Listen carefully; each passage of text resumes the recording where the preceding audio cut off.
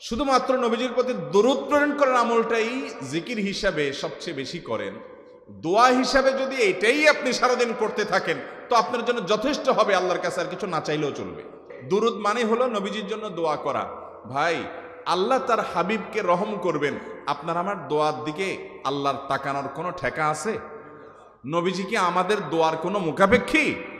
কিন্তু আমরা তার জন্য দোয়া করলে ওই চান্সে আল্লাহ তাআলা আমাদের প্রতি অনুগ্রহ করবেন। একবার না, আপনি নবীজির প্রতি একবার রহমতের দোয়া করবেন, একবার দুরূদ পাঠ করবেন। মান সাল্লা আলাইয়া মাররাতান সাল্লাল্লাহু আলাইহি আশরা, নবীজি সাল্লাল্লাহু আলাইহি সাল্লাম বলেছেন, একবার আমার জন্য তোমরা দোয়া করলে, আমার প্রতি দুরূদ পাঠ করলে, আল্লাহ তাআলা তোমাদের জীবনে 10 বার 10 জায়গায় 10 টাইমস তোমাদের উপর আল্লাহ তাআলা অনুগ্রহ করবেন। আপনি টেরও পাবেন না কত জায়গায় আল্লাহ অনুগ্রহ করেছেন। আল্লাহ বাঁচাই নিছেন, একটুর জন্য শেষ হয়ে যান নাই। ওই যে দুরূদ পড়ছেন,